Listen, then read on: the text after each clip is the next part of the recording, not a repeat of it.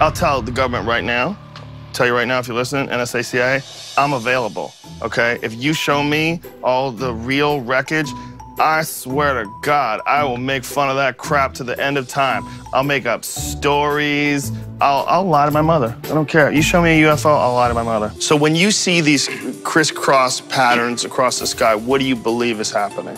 See this square in the clouds. What do you believe is happening? See this square in the clouds with the ice crystal leaping up. And they did not let me answer that question. Joe posed the question, and now we've jump cut to another conversation. So in editing, what Joe has left, he's left a question dangling. Cut. And now they've brought in my answer, my reply from a different question. How to mold the story in editing. You believe that there's some sort of technology that's controlling the weather? Sure. They want to claim climate change or carbon dioxide, but that doesn't make sense. It just doesn't wash. So there has to be some other delta, some other data, some other change that they're not considering. And in my opinion, it's zombie storms. Seriously. And in my opinion, it's zombie storms. Seriously. Another edit. I would have never said zombie storms in that thing. In fact, in our discussions before I flew to Burbank, he kept bringing up, the producer kept bringing up zombie storms, and I'm like, WTF, what are you talking about with zombie storms? There is no such thing. And so they're editing to try to get that zombie storms, because if you're going to create this headline for a piece or a segment, you need something. Man versus man, or brother versus brother, or zombie storm, something that is of high interest or is sensational, and that's what they're doing with sound editing. Zombie storms? Seriously, that's all in editing. That's a lie. I never said it in that sequence. And in my opinion, it's global weather engineering, geoengineering. And in my opinion, it's global weather engineering, geoengineering. What else is there out there that they have not been forthright about? And that, I believe, is HAARP.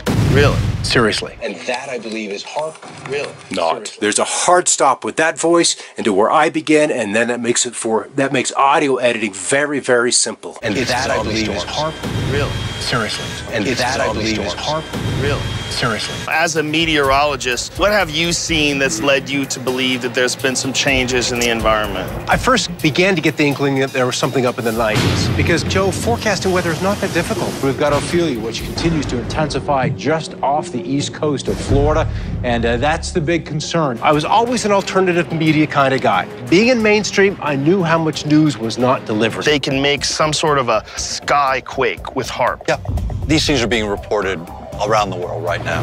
Imagine a beautiful day. You're staring up at the sky, and then all of a sudden you hear what sounds like the end of the world.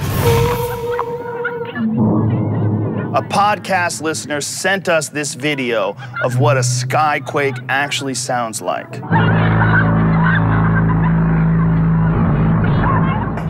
A podcast listener. And that is my front road street, that is my Moonlight Way, that is my hand, and that is my San Luis Valley, and that is my home video. This video has nothing at all to do with skyquakes. Yet, Joe Rogan and his crew felt that they could make fun of this or create the video which would further their telling of the story. Even if it was a complete lie, they went ahead with it anyway. That's a fraud. There is no audio except for that of my voice over that piece of video. You can see the Virga now reaching to the south. A podcast listener sent us this video of what a skyquake actually sounds like. Look at the gusty winds, the cooler air. As far as getting... Here's what I learned on my journey. What people are calling chemtrails are not the government spraying evil chemicals on you. They look like clouds because they are clouds. The HAARP thing is a bit more confusing. It's terrifying when you're too dumb to know who's stupid. And unfortunately, that's where I find myself. And the only people who really know are the people that are working at HAARP. And none of them are talking. And I wouldn't talk either. And none of them are talking. And I wouldn't talk either. Are the world's governments manipulating the weather and creating huge zombie freak storms? We shall propose further cooperative efforts between all the nations in weather prediction and eventually in weather control. There are people that believe that the cloud-like trails you see in the sky behind jets are actually the government spraying evil chemicals. Before I get into how chemtrails supposedly control the weather, I need to find out if there's any truth to chemicals being sprayed. I'm going to look into this by talking to Kristen Megan, a whistleblower who is formerly with the U.S. Air Force, and she claims that she's seen evidence that shows that this is exactly what's happening. Part of my job was to approve hazardous materials that were acquired on base, so I started to see memos come down saying, disregard certain things that are called chemtrails, that's just a theory. We're working on weather items here, weather studies. I realized this is the perfect setup. It's very controlled. You cannot go on a flight line and take pictures. If you do, you will be on the ground with an M16 in your back. I enjoyed talking to Kristen, but she's making some crazy claims. This is Craig's job, firing chemicals into the clouds in a controversial attempt to modify the weather. According to the World Meteorological Organization, 52 countries have a weather modification program. Insurance companies, like ones in Alberta, fund cloud seeding projects in order to lessen damage claims they receive. You could do it for reducing hail. They've tried it on hurricanes to modify hurricanes to reduce the intensity of hurricanes. To do that, pilots target clouds full of moisture and eject small amounts of an inert chemical. Another example is the array of technologies, often referred to collectively as geoengineering, that potentially could help reverse the warming effects of global climate change. One that has gained my personal attention is stratospheric aerosol injection, or SAI, a method of seeding the stratosphere with particles that can help reflect the sun's heat in much the same way that volcanic eruptions do. An SAI program could limit global temperature increases, reducing some risks associated with higher temperatures and providing the world economy additional time to transition from fossil fuels. Weather modification programs, experimental ones done by private companies, done by the United States government, done by states across the United States, are underway. There's more than 50 of them in operation across the United States. There are programs around the world, international corporations, are modifying our weather all the time, and they're modifying it in ways that cover thousands and thousands of square miles. Most of it is chemically altered, so that what happens is that we are putting chemicals, ground-based chemicals that are shot into the air, or chemicals coming from airplanes that change and modify our weather. Have you ever uncovered any evidence where you have direct government documentation? They used it in a program called Project Popeye, where the U.S. government flooded out the Vietnamese Ho Chi Minh Trail. Cloud seeding is one thing, and it's been proven for a long time. It's a fact that they use cloud seeding to try to flood the Ho Chi Minh Trail. But there's a big difference between cloud seeding and actively spraying chemicals like aluminum and barium over our head on a daily basis. They're talking about controlling weather. I think the debate is over. I'm not buying what Michael Murphy's selling. I'm even more skeptical now. I don't think he knows enough about the weather to be talking about this, so I'm gonna talk to a guy who does. His name is Scott Stevens. He's a meteorologist, and he is a chemtrail believer. Hey everybody, you probably watched the Joe Rogan Questions Everything episode of the Sci-Fi Channel that aired this July 31st. They first contacted me back in early July. David Marcus was the senior producer who wrote me the initial email back then, and it was his goal, at least as conveyed to me, to get this topic into the mainstream, to make the debunkers eat their words, not his words, but essentially the concept of what this project was supposed to do. There was so much evidence, it was so clear, so self-evident, as he expressed it to me, that it was a slam dunk. Now, with a project that had that intent expressed to me up front, I wanted to be a part of. And so I let A. Smith & Company, who was a production house for this, have access to what I had. Uh-oh, here we go. HAARP. Every conspiracy theorist's ears just got a little bit bigger. For those of you who don't know what HAARP is, it's a top-secret military installation. The strange weather patterns, the zombie storms. Even though it's clear that something's going on, I'm not buying that chemtrails are causing all these things. I'm gonna talk to a man next. His name is Mick West, and he runs a debunking website where he clearly and scientifically analyzes all of the problems with the conspiracy theories behind chemtrails. Well, hello, Mick. Joe. Thanks for taking the time to educate us. Yep. Are chemtrails real? No, it's impossible to make a mile-wide trail by spraying powder. What are your thoughts on weather manipulation in the first place? What are your thoughts on, like, HAARP? Well, there's really wild speculation about what HAARP could actually do. Like it could, like, you know, create earthquakes and change the weather. But that's just basically wild speculation.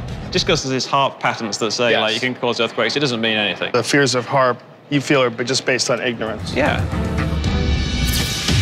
Mick West put the last nail in the chemtrail coffin for me. He is an Alaska native, and he's been studying HAARP for over 2 decades and writing books about the subjects. Tell me about HAARP. It's an array? A field of antennas. Right now, How many are in the field? 180. 180. 180, they're about 60 feet tall, and then they have a cross dipole. That's about 45 feet by 45 feet. And these are located not just in Alaska. Now we have them across Canada and Europe, and then the old transmitters in the former Soviet Union, and the Chinese talking about developing their own. Should I be terrified? Absolutely. In fact, one that we've been following for a number of years now, biggest radio frequency transmitter ever developed in the world. Designed initially by the Air Force and Navy. Now it's run by DARPA, which does some of the more dark side of military research for weapons applications. Nick is now telling me that HAARP is being run by DARPA. They're the guys who invent all sorts of crazy weapons that scare the out of you when you go online. And now they have the power to manipulate the weather. What do you think they're doing? What it's doing is it's literally heating up the ionosphere, which is about 30 miles above the Earth's surface, and then it pushes it out. So what happens then is the pressure systems in that region change, and jet streams moving in that area create a huge downstream effect, and one that cannot be accurately predicted.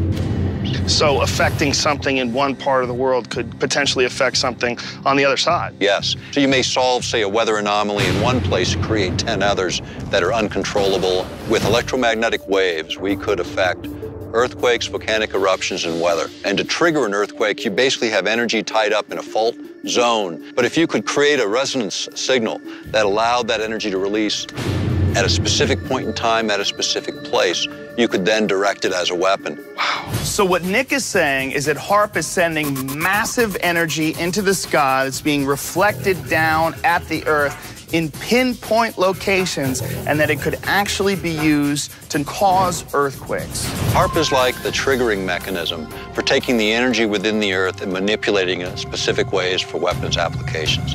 That's turning the Earth into a weapon. Woody Norris is a true genius. He has over 80 patents. He's worked on projects for DARPA and the NSA, and he's been studying HAARP and skyquakes. Does HAARP have the capabilities that the conspiracy theories are attributing to it? I think they're within the realm of possibility. There you go. That's it. What do you think that is? You think that's HAARP? That's what you think? Yes, and let me explain why. When you see a bolt of lightning, it ionizes the air, and then when it's finished putting out light, the air molecules crash together and you get this super loud sound. That's what that is. Okay, now, if HAARP can manipulate the ionosphere, it can cause sound as a byproduct of what is happening. Just recording it in the air? Just coming out of the sky. What about the potential of using HAARP to create earthquakes? Do you think that that's possible? If you get sufficient intensity, probably. Oh, wow. So to generate that kind of sound and to have it come from the sky, you know of no other method? No. Whew. And the only people who really know are the people that are working at HAARP, and none of them are talking. And I wouldn't talk either, and none of them are talking. And I wouldn't talk either. I invite you to listen carefully to the sounds you are about to hear. The sounds certainly get your attention, and they're making headlines all over the world. Strange sounds are being heard around the world. In Sweden, this sure sounds like a trumpet. In Michigan, another trumpet-like sound. Tonight, investigators are trying to solve a bizarre mystery. Strange noises heard around the world the last few weeks. A loud, strange noise early this morning woke up families in St. Paul. Some people describe them as trumpets. Others called it a long hum. The mysterious sounds were also captured on national TV during a Tampa Bay Rays baseball game. And the bunt is foul. The count is 1-1. And what could that possibly be? Somebody shut the door. It sounds supernatural. Several scientists and experts I've spoken with are familiar with. They are still, though, investigating. If somebody reputable starts talking about UFOs, you can co-opt the person and say, hey, you want to know UFOs? We'll show you the real deal. But not only can you never talk about it publicly, you have to be a debunker publicly. I'll tell the government right now, tell you right now if you're listening, NSA, CIA, I'm available. I want to know what the hell is going on. It's zombie storms. Seriously.